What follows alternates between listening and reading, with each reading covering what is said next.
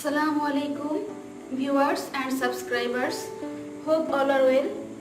আজকে আমি আপনাদের জন্য নিয়েছি দারুণ একটি রেসিপি, আর সেটি হলো কিভাবে খুব সহজেই পাকা আম দিয়ে আমসত্ত্ব তৈরি করা যায়। তাহলে চলুন দেখে নিই রেসিপিটি। রেসিপির জন্য আমার যে সমস্ত ইনগ্রেডিয়েন্টস লাগছে সেগুলো হলো পাকা আম। আমি এখানে 1 কেজি পাকা আম নিয়েছি এবং আমগুলোকে ছিলে ধুয়ে তারপর বড়া থেকে আলাদা করে নিয়েছি, এরকম টুকরো করে কেটে নিয়েছি। এছাড়া আমার লাগছে চিনি 1 কাপ, এলাচের গুঁড়া দেব আমি 1 চা চামচ, ঘি লাগবে আমার প্রয়োজন মতো। তাহলে চলুন পরবর্তী পর্যায়ে যাওয়া যাক। প্রথমে আমি আমগুলোকে ব্লেন্ডারে দিয়ে ব্লেন্ড করে নেব। আমি আমগুলো দিয়ে দিচ্ছি। ব্লেন্ড করার সময় কোনো প্রকারের পানি দেওয়া যাবে না। আর এমনিতে পাকা আম ব্লেন্ড করতে কোনো পানির দরকার হয় না, খুব সহজে তাড়াতাড়ি ব্লেন্ড হয়ে যাবে।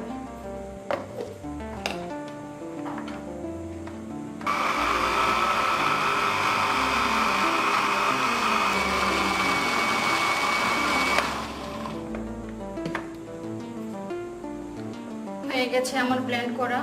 আমি একেবারে মিহি করে ব্লেন্ড করেছি, দেখুন একেবারে শরবতের মতো হয়ে গেছে। আমি পাকা আম নিয়েছি তাই ব্লেন্ড করে নিয়েছি। যদি আপনি কাঁচা আম দিয়ে তৈরি করেন অথবা আধা পাকা আম দিয়ে আমসত্ত্ব তৈরি করতে যান তাহলে সেক্ষেত্রে আপনাকে আমটাকে সেদ্ধ করে নিতে হবে। এবারে আমি একটা বাটিতে ঢেলে নিচ্ছি। তাহলে চলুন পরবর্তী পর্যায়ে যাওয়া যাক। প্রথমে আমি চুলায় একটি প্যান বসিয়ে দিয়েছি, এবারে চুলার জালটা জ্বালিয়ে দিচ্ছি। এখন আমি ব্লেন্ড করে নেওয়া আমটা দিয়ে দিচ্ছি। আম দেওয়ার পরে আমি দিয়ে দিচ্ছি চিনি।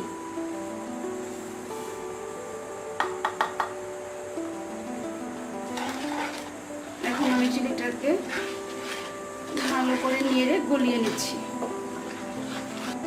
আমি এখন চুলার জালটা মিডিয়াম আঁচে রেখে অনবরত নাড়তে থাকবো, অন্যথায় কিন্তু তলাতে লেগে যাবে এবং আমসত্ত্বের মধ্যে বাজে একটা গন্ধ আসবে। আমি নাড়তে থাকছি অনবরত। আমসত্ত্ব তৈরি করার সময় কোনোভাবেই ঢেকে দেওয়া যাবে না, তাহলে কিন্তু আমসত্ত্বটা ঘন হবে না, থলথলে হবে না। আমি বড় একটা হাঁড়িতে দিয়ে নিয়েছি যাতে করে আমার না সুবিধা হয়। একেবারে ঘন করতে হবে, আমরা যেরকম ঘন করে হালুয়া তৈরি করি সেই রকম পর্যায়ে আনতে হবে। হয়ে গেছে আমার আমসত্ত্বটি, খুবই ঘন হয়েছে, দেখতে পাচ্ছেন একেবারে আঠালো হয়েছে, স্পুন থেকে পড়তে যাচ্ছে না। সো আমার আমসত্ত্বটা একেবারে পারফেক্ট হয়েছে। এবারে আমি এখানে দিয়ে দিব 1 চা চামচ এলাচের গুঁড়া। এলাচের গুঁড়া দিচ্ছি। এলাচের গুঁড়া দিলে খুবই সুন্দর একটা ফ্লেভার আসবে, যেটা খেতে ভালো লাগবে। এবারে আমি আবারও নেড়ে দিচ্ছি।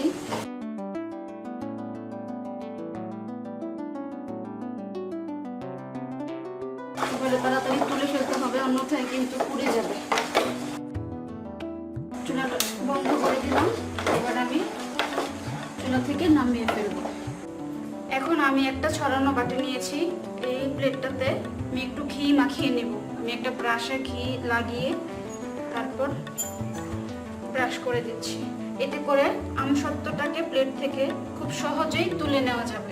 অনেকেই আছেন আমসত্ত্ব তৈরি করেন কিন্তু পরে আর তুলতে পারেন না। তো এইভাবে আমি যেভাবে তৈরি করেছি দেখে তৈরি করলে আপনার আমসত্ত্বটি খুব সহজেই উঠে যাবে। হয়ে গেছে ঘি লাগানো। এখন আমি বাটিটার মধ্যে ঢেলে নিচ্ছি। এখন আমি আমসত্ত্বটাকে সমান করে দেব। দেখা যাচ্ছে নড়াচড়া করছে না, আমার আমসত্ত্বটা একেবারে ঘন হয়েছে। আর আমসত্ত্ব তৈরির সময় যত ঘন করবেন ততই খুব তাড়াতাড়ি আমসত্ত্বটা শুকিয়ে যাবে। আমি হাত দিয়ে সমান করে দিচ্ছি। গরম থাকা অবস্থায় এই কাজগুলো শেষ করতে হবে। যখন ঠান্ডা হয়ে যাবে তখন কিন্তু আর কোনো শেপ তৈরি করা যাবে না। আমি একটু ভারী করে আমসত্ত্বটা বিছিয়েছি। আমার কাছে ভারী আমসত্ত্ব খেতে ভালো লাগে, একেবারে পাতলা যেগুলো সেগুলো ভালো লাগে না। তো আপনার যদি বেশি পাতলা পছন্দ হয় তাহলে আপনি পাতলা করে আমসত্ত্বটা বিছিয়ে দিবেন। তো এখন আমি এই আমসত্ত্বটাকে রোদে দিয়ে শুকিয়ে নিব।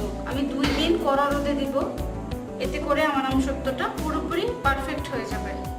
আপনাদের কাছে যদি রোদের ব্যবস্থা না থাকে তাহলে আপনারা চুলার নিচে দিয়ে শুকিয়ে নিতে পারবেন, অথবা আপনারা মাইক্রো ওভেনেও 180 ডিগ্রি সেলসিয়াসে রেখে শুকিয়ে নিতে পারবেন। সেক্ষেত্রে আপনাকে আমসত্ত্বটাকে এক পাশ শুকিয়ে গেলে উল্টে দিতে হবে। তাহলে ফিরে আসছি 2 দিন পর।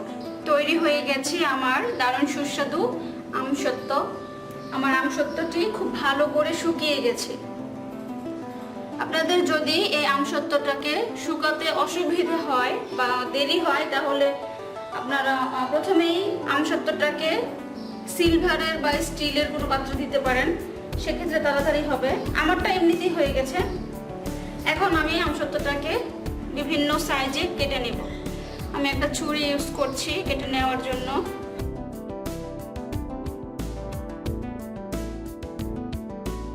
অনেকেই আছেন যারা আমসত্ত্ব খেতে খুবই পছন্দ করেন, কিন্তু রেসিপি জানা না থাকায় তৈরি করতে পারছেন না এবং খেতেও পারছেন না।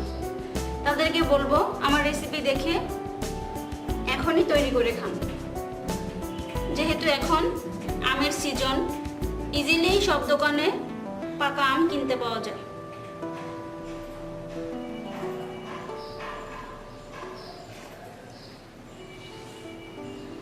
এবারে আমি এটাকে ঘুরিয়ে তারপর এভাবে কেটে দিচ্ছি।